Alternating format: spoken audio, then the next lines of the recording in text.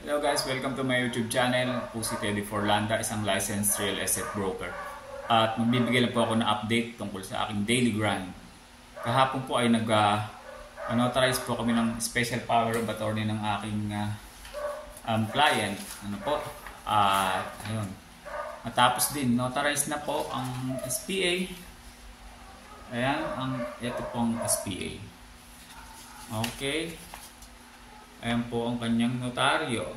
So, ayos na. Naantay na lang po kami ng date ng bidding sa September 24. So, yun.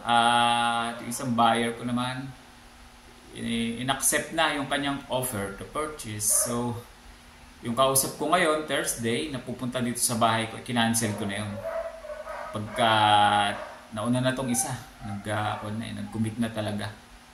Na seryoso. Kasi itong isa medyo babagal-bagal. Alam mo na, first come first serve dito sa real estate. Kailangan medyo mabilis ka rin kumilos.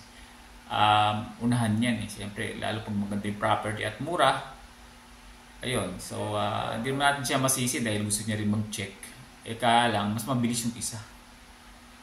So, pinaglaanan talaga. Nung pagka-tripping ko nung isang araw, tiningnan niya agad yung property at ayun, humingi ng title, nag-verify sa register of deeds sa umaga, kinahaponan, ayos na. Tinawag ko dun sa may-ari, ayos na. So, approve yung kanyang offer, guys. Congrats sa atin. At ngayon naman, ang gagawin ko ay mag-i-email, mag-check ng email sa mga client, sa mga prospective buyer, mga inquiries. Tsaka nga pala, hindi ko na-delete or hindi ko pa nailagay na pending sale na yung isa kong listing. So, ang dami pa rin nag-i-inquire. Kaya kanina, umaga,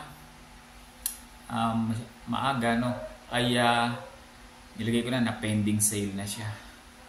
Kasi kagabi, ang dami pa rin na may message sa akin kung available pa. So, talagang marami may gusto talaga na dun sa property na yun. Hot property siya dahil bihira po yung gano'n na nagkakasabay-sabay yung mga inquiries. Usually pa isa-isa o dalawa lang.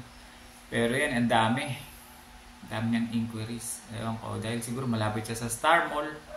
Yung kanyang proximity, malapit sa lahat. Kaya maganda. Tsaka yung property mismo maganda. Ako gusto ko din eh. Dahil morning sun eh, facing east. So, maganda yung ganong property facing east. Hindi siya mainit sa hapon. Dahil nakatalikod siya sa araw paghapon. So, ayan guys, ang gagawin ko lang ngayon ay so, dito lang, home office. At yun nga, mag-i-email, mag-check ng email, at mag-post ng ads, maghanap ng mga listings. At may bago na naman pala akong wanted to buy sa may Redwoods. Kasi kung naalala nyo po, kung nasusubaybayan nyo po ang aking vlog, ay dapat yung may tripping ako doon kahapon. Pero yung unit na yon na ini-inquire niya, wala, nabenta rin agad. So, ganun kabilis ang bentahan. Ano po? Condo po yun eh. Ang halaga nun eh, 4,060,000. Yung unit na yun, 2 bedrooms yun eh. Ang natitira na lang yung mas mahal na unit ang naiwan, 5 million. Plus, na 2 bedrooms din dun sa may Redwoods condominium. Malapit po yun din sa may SM Fairview tsaka sa may Ayala Terraces Malls. Yun. So, ngayon medyo grind pa din pero hindi na ganun ka-intense kagaya ng mga nagdaang araw. At hopefully, makakuha tayo na uli ng bagong inquiries sa ating mga listings. At ayun, have a blessed day sa inyo mga kaibigan at maraming salamat po sa inyong pagsubaybay sa aking channel.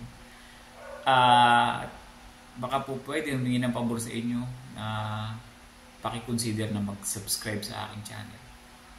So yan po muna, maraming salamat po at hanggang sa muli.